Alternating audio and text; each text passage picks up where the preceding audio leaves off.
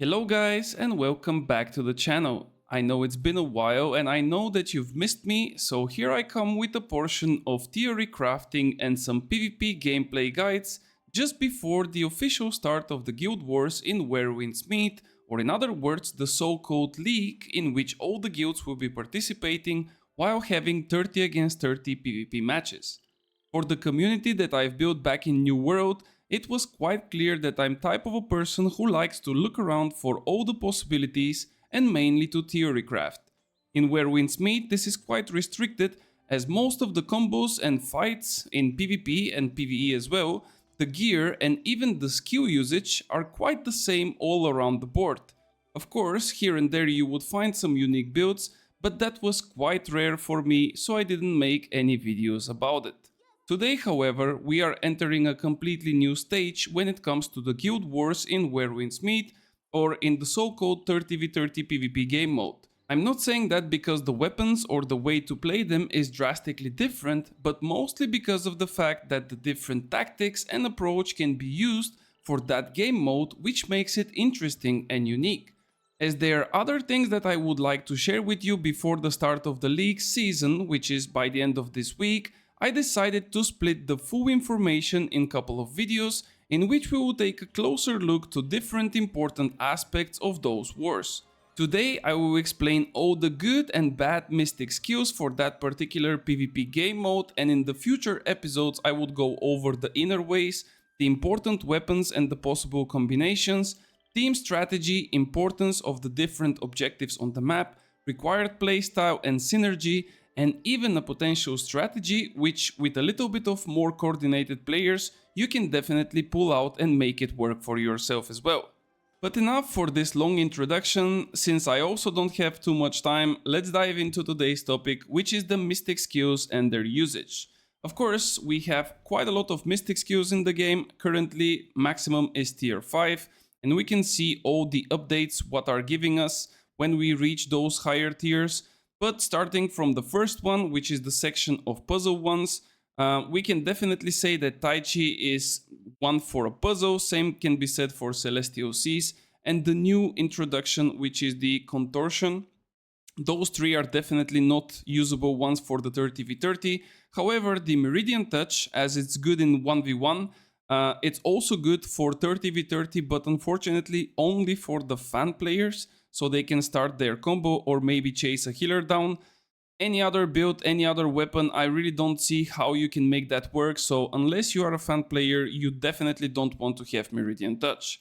Then we can look into Cloud Steps. Now this is, of course, situational ability that you can use. If you are, for example, a frontliner and you are in trouble, and the way to get out is just to use it on someone who is far away, then you can definitely use it, but then the question would be, can you actually aim at someone who is far away? Because with so many people around, it could be that your, character would lock into someone really close, and then you would not be able to use it. Of course, the other prospect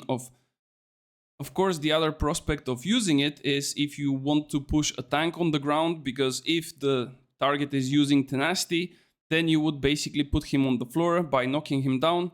But again, this is quite situational, so have that in mind while using it. It's definitely a good spell, but it's not mandatory, and probably many of the times you would not jump to the target that you want to.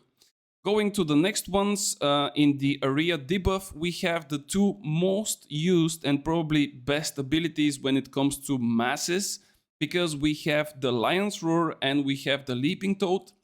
Both of them are extremely good, not only because they are AoE, but because they also have really good damage, really good stagger, and on top of this, they can affect a lot of people if you position them correctly.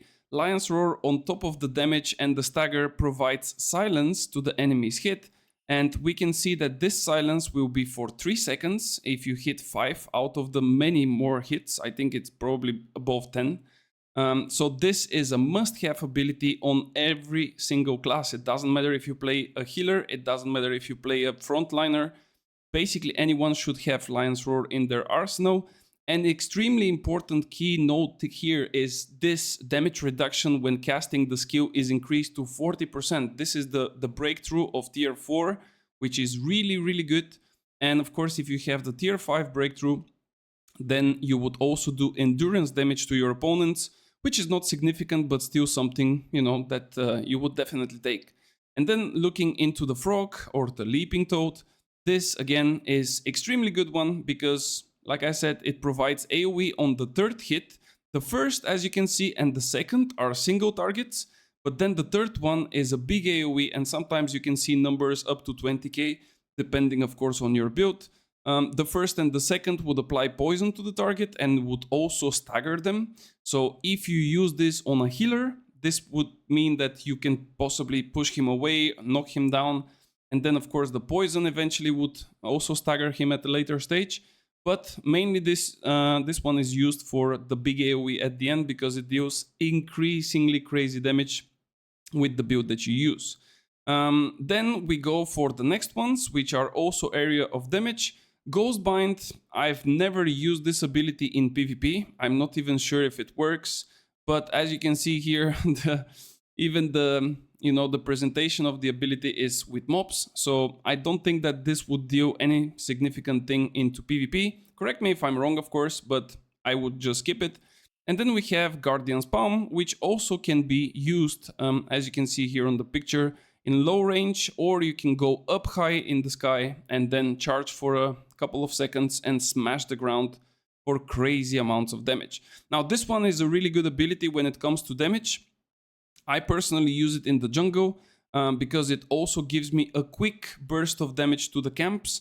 You can use that for yourself as well. And as you can see here, you would get some bonuses when you go to a further breakthrough. If you reach the tier 5, of course, then the palm damage would be increased with the height on which you are casting it. So definitely a good thing to use. Not as crazy as some other abilities, but something to have in mind. The next one, which is Flaming Meteor.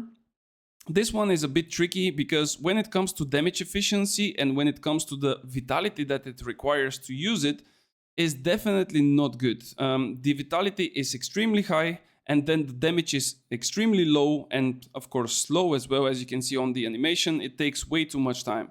But why this ability is important, and for some classes, specifically healers, it's probably a must-have, because if you get low HP or you get chased by, let's say, a couple of assassins or someone just really wants to kill you, you know that eventually you would be chased down and probably you will die. But if you see a potential to use this ability and you see the potential of not getting executed because you cast this ability, then you would be able to get a bit of a distance or maybe slip through the AoEs and so on, just so you can get to a safer spot and survive this initial chase.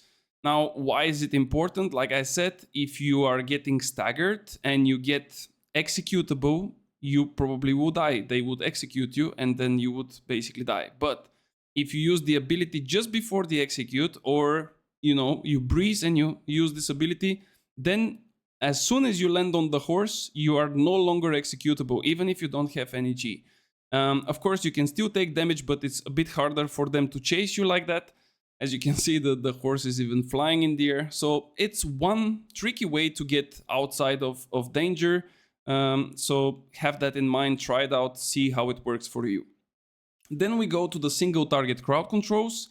We have here the Talon Strike and we have the Yaksha Rush.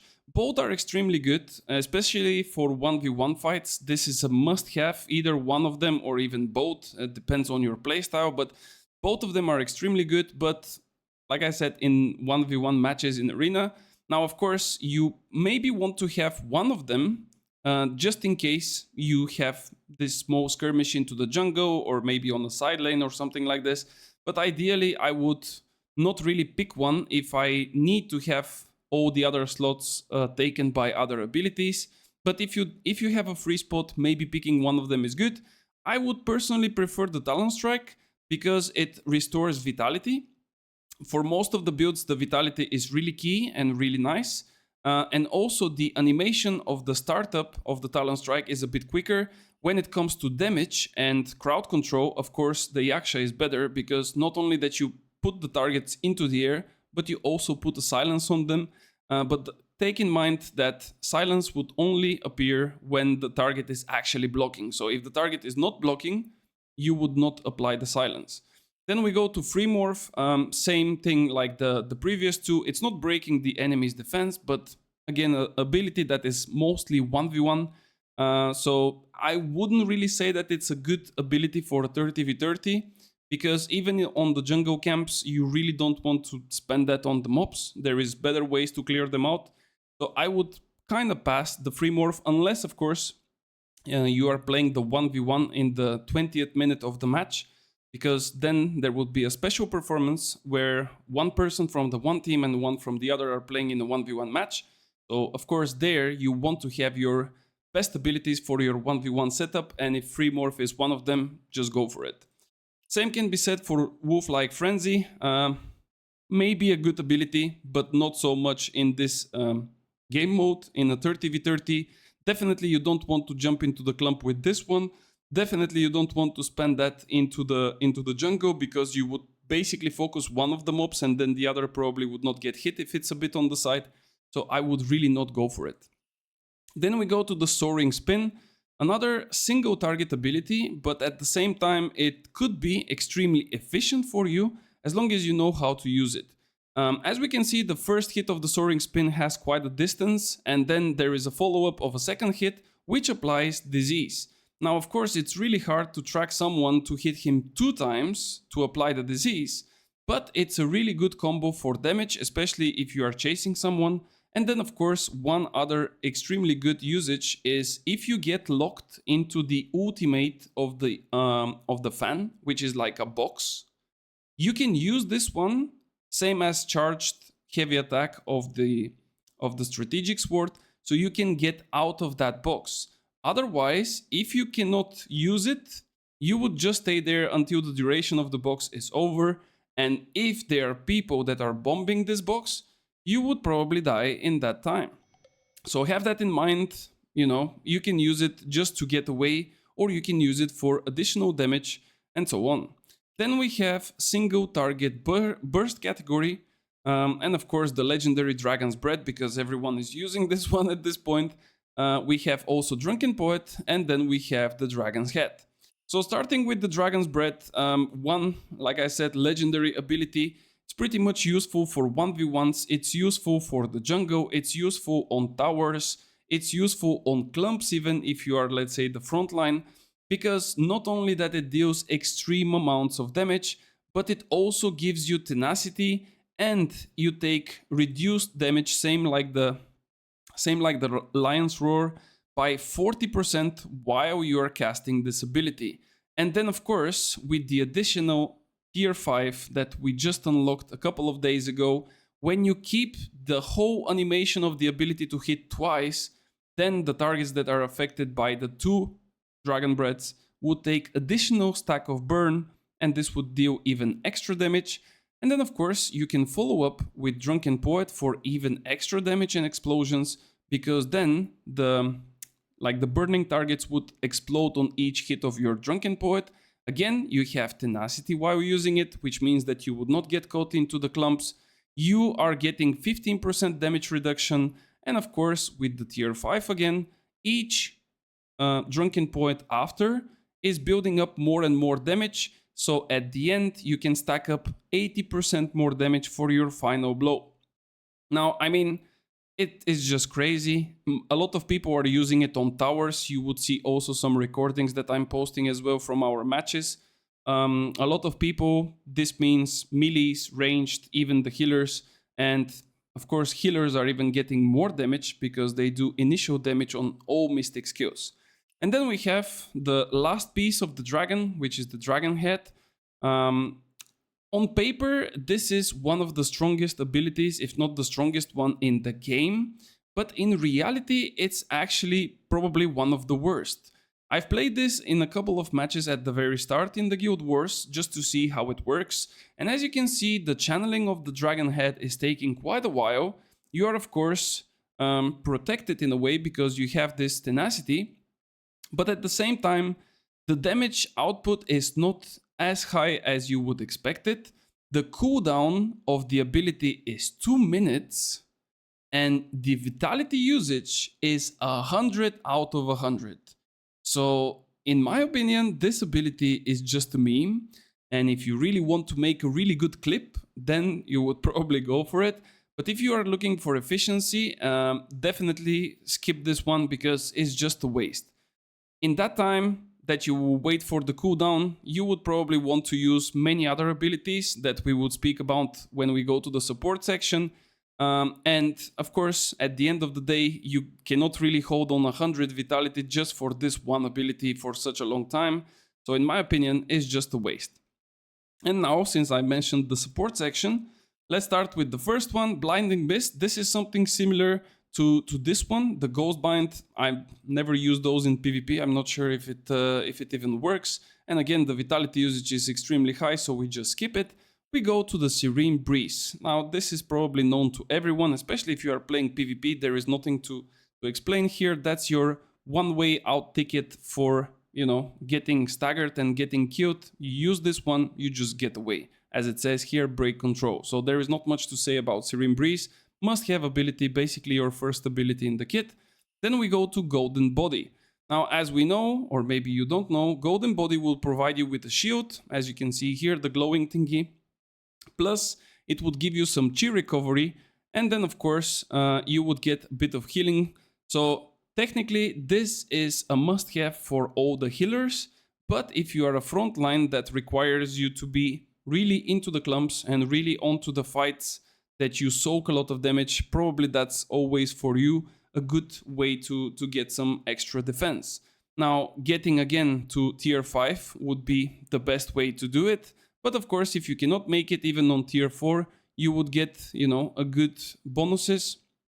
And I'm not entirely sure, but I think if you cast Golden Body, you can also apply it to people around you. So there it is. If your vitality is equal or below or above, 100, if it's above 100 vitality and allied players are nearby, the skill will additionally consume 40 vitality and add a 10 seconds cooldown. Perception is converted into AoE shield for all the nearby allies. Now, of course, this would be a rare case where you would have 100 vitality. But in the next video, when we speak about the inner ways, we would see how is this potentially possible. And maybe some of the builds can achieve it quite quickly, depending on, of course, their playstyle. Going on, the next one is Ghostly Steps. One extremely important and nice ability that a lot of people are actually not even considering, but they should actually. So this one, as you can see on the representation, it's basically giving you some kind of a, ghost dodges. So technically your character disappears and then appears again and so on. It just seems flashy.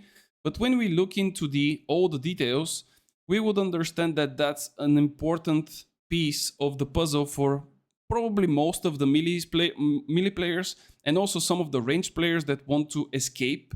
So after using this ability for the 20 seconds duration, we would have reduced endurance cost on ground dodges skills. So basically each dodge would technically will take less durability, less endurance by 40%, and slightly increases untargetable duration, which means while we're dodging, let's say that there is a 0.5 seconds of a window in which you are untargetable or you would be invulnerable. Now this is increased. Of course it says slightly, but it's still something that can give you a room to breathe. And then, of course, you have the bonuses on each and every tier. And the last tier, which was the tier 5, would, when you trigger a perfect dodge, it would also increase your damage. If we go into the details, we would see that this is for 15% with duration of 8 seconds. Now, of course, that would not always trigger, but especially if you play something like Dual Blades or something that basically has a lot of dodges into its kit. Maybe a Heaven Quicker Spear as well. If you're an assassin and you are chasing people, just by dodging here and there, you would probably trigger this effect. Not because someone is aiming at you, but because there is so many AoEs that the potential of you dodging something is quite high. And then we have 3 remaining ones, which are Honking Havoc. This is again a meme. I'm not even sure if you can use it because it says Breath Hold is disabled in co-op and online modes. So I'm pretty sure that this probably is not usable. And then we have some other ones that are just part of puzzles or things like this. So all in all, guys, I think that the most ideal mystic skills, and we are not speaking about specific builds here, are Meridian Touch only if you use Inkwell Fan, Cloud Steps if you really want to chase people down or if you believe that you can get out of tricky situations. The best two are Lion's Roar and Leaping Toad.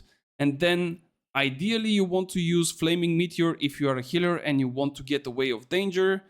Palm is good for jungle, not so much into the clumps, but if you manage to do it, it would deal increasingly crazy damage if you are high enough, like this guy. Then we have the single targets, which probably only the Soaring Spin would be ideal because you can get away out of the boxes of the Inkwell Fan. If you are a 1v1 performer at the 20-minute mark, you probably want to take Yaksha or Talon. And then the single target bursts, I would definitely go for Dragon's Breath and Drunken Poet because that's probably the most legendary combination. Avoid the Dragon Head. Serene Breeze must have for any build. Golden Body and Ghostly Steps are also extremely good picks. So that's basically all that I had to say. In the next videos, like I've mentioned, we will be discovering also what are the best inner ways, what are the possible combinations and which are the important weapons, team synergy, importance of the different objectives on the map, and then of course the required playstyle and synergy, and potentially the strategy that you can use for your own games. Thank you guys for watching. If you are new to the channel and you just want to hear some thoughts and, like I said at the start, theory crafting, make sure to follow and of course drop a like if you enjoyed the video. And I will be out preparing the next one, so see you around.